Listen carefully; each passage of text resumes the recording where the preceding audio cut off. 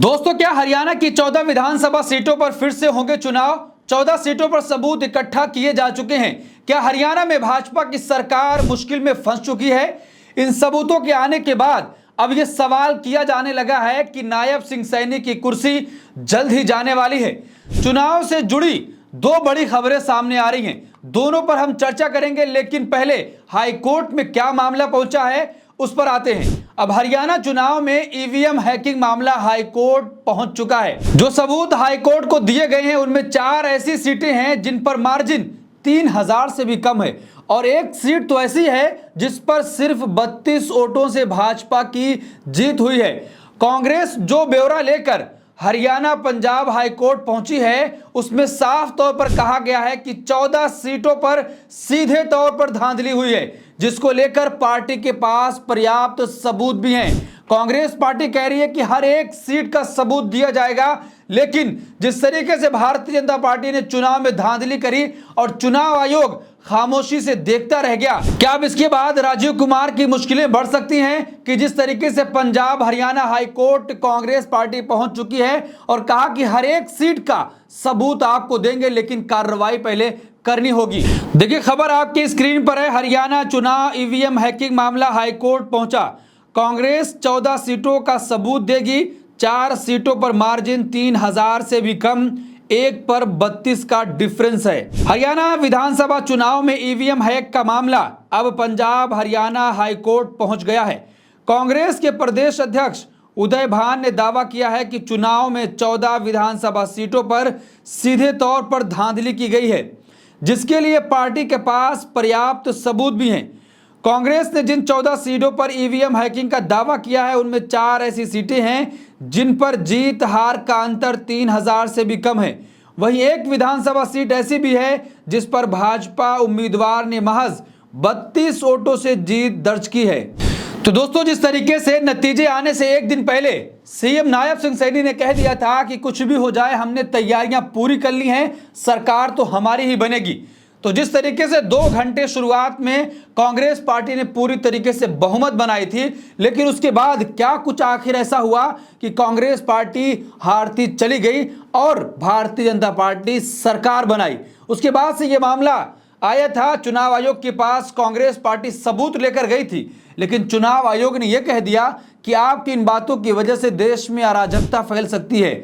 देश के इतिहास में मुख्य चुनाव आयुक्त की तरफ से कभी ऐसा बयान नहीं दिया गया था, लेकिन पहली बार ऐसा हुआ कि कांग्रेस पार्टी के आरोप पर चुनाव आयोग ऐसा कहा। अब उसके बाद कांग्रेस पार्टी पंजाब हरियाणा हाईकोर्ट पहुंच चुकी है और कहा है कि 14 सीटों पर पूरी तरीके से सबूत हमारे पास मौजूद हैं।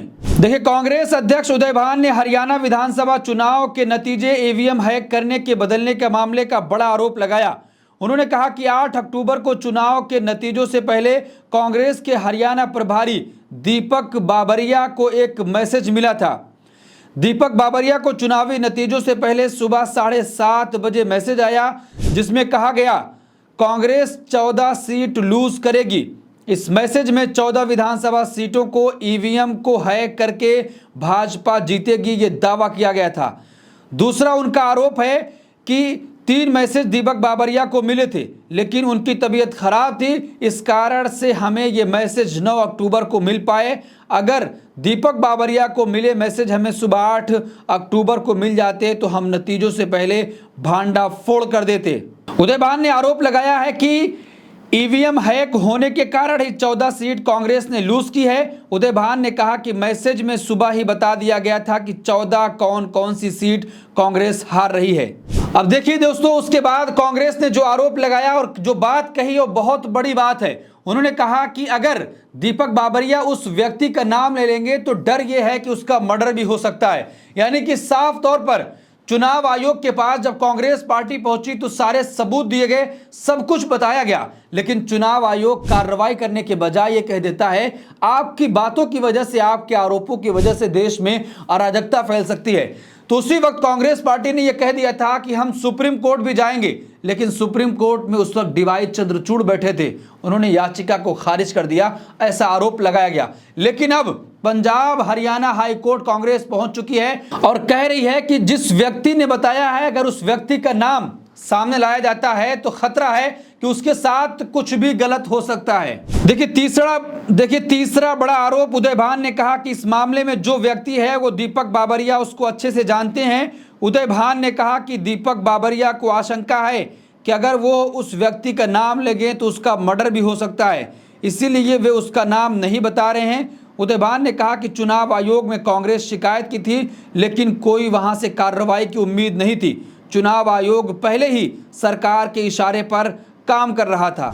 अब देखिए दीपक बाबरिया ने यह भी कहा कि जिन 14 सीटों पर कांग्रेस लूज करेगी, जो मैसेज आया था, जब नतीजे आए तो कांग्रेस पार्टी को उन्हीं 14 सीटों पर हार मिली है। तो दोस्तों क्या बड़ा खेल हुआ हरियाणा चुनाव में। अब लेकिन जो दूसरी बड़ी खबर निकलकर सामने आ रही है, हम उस पर चर्चा करते हैं कि आखिर किस तरीके से चुनाव आयोग ने खेल किया है हरियाणा चुनाव में। दोस्तों क्या भाजपा ने हरियाणा का चुनाव मतदान के आंकड़ों में हेर फेर करके जीता है? क्या चुनाव आयोग ने हरियाणा चुनाव जीतने में भाजपा की पूरी मदद की है? हरियाणा चुनाव के दौरान मतदान के आंकड़ों में चुनाव के नतीजों के कुछ घंटे पहले जो बढ़ोतरी हुई है, उस पे वोट फॉर डेमोक्रेसी ने एक रिपोर्ट जारी करके तहलका सा मचा दिया है और चुनाव आयोग के ऊपर बेहद गंभीर आरोप लगाए हैं। इस संस्था ने चुनाव आयोग के ऊपर आरोप लगाया है कि बीजेपी की मदद करने के लिए हरियाणा चुनाव के मतदान के आंकड़ों में चुनाव के नतीजों से महज कुछ घंटे पहले ही संशोधन करके कुछ जिलों में जहां कांग्रेस और भाजपा के बीच कड़ा मुकाबला था, उन सीटों पर भाजपा की मदद की गई है।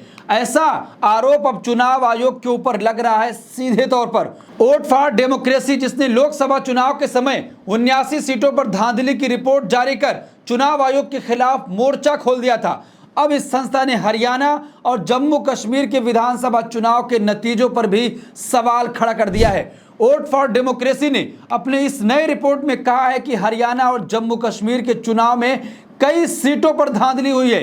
रिपोर्ट में बताया गया है कि हरियाणा और जम्मू कश्मीर विधानसभा चुनाव में पारदर्शिता की कमी थी और जिस प्रकार से अचानक बिना किसी स्पष्टीकरण के वोट प्रतिशत में वृद्धि हुई, वो बेहद ही चिंताजनक है। हरियाणा के मुख्यमंत्री नायब सिंह सैनी ने चुनाव के दौरान ही एक पत्रकार के सवाल का जवाब देते हुए कहा था कि सरकार बनाने की सारी व्यवस्था हमने कर ली है।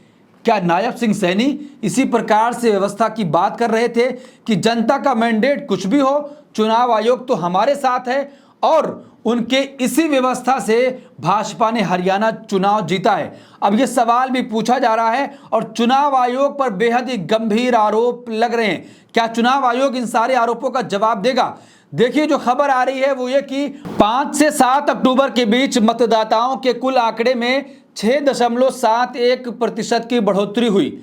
वोट फॉर डेमोक्रेसी ने इसको बहुत खतरनाक और परेशान करने वाला बताया है। मतदान के आंकड़े में 6.71% बढ़ोतरी का मतलब कि वोट में लगभग 13 लाख से ज्यादा वोटर्स की बढ़ोतरी हुई है। मतदान के आंकड़ों में हुई ये बढ़ोतरी बिल्कुल असामान्य है और इसका कोई स्पष्टीकरण चुनाव आयोग की तरफ से नहीं दिया गया है।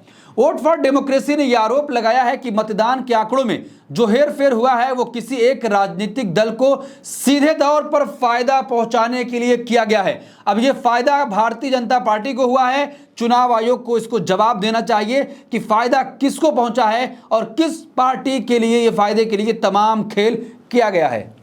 इस रिपोर्ट में यह भी दावा किया गया है कि मतदान के आंकड़ों में जो बढ़ोतरी हुई है उसका सीधा असर चुनाव के नतीजों पर हुआ है। हरियाणा में 17 ऐसी विधानसभा सीटें हैं जहां पर कांग्रेस और बीजेपी के बीच जीत का अंतर 5000 से भी कम वोटों का देखा गया है।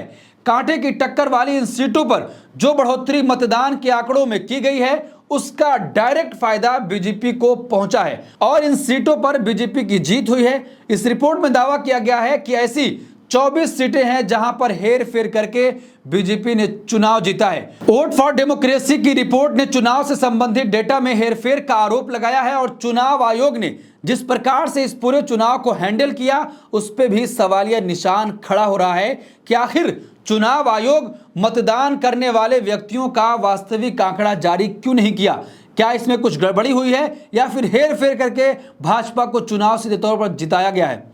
अब देखिए चुनाव में आमतौर पर जैसा होता है कि विधानसभा के हिसाब से वोटिंग के आंकड़े जारी होते हैं, पर चुनाव आयोग ने हरियाणा और जम्मू कश्मीर चुनाव में जिले के हिसाब से आंकड़े जारी किए थे। हरियाणा के पंचकुला और चरखी दादरी समेत अन्य जिलों में जहां कांग्रेस और बीजेपी के बीच कांटे की टक्कर थी, उन जिलों में लगभग मतदान का आंकड़ा अप्रत्याशित रूप से 10% से ज्यादा बढ़ा, जिसका सीधा फायदा भारतीय जनता पार्टी को पहुंचा है।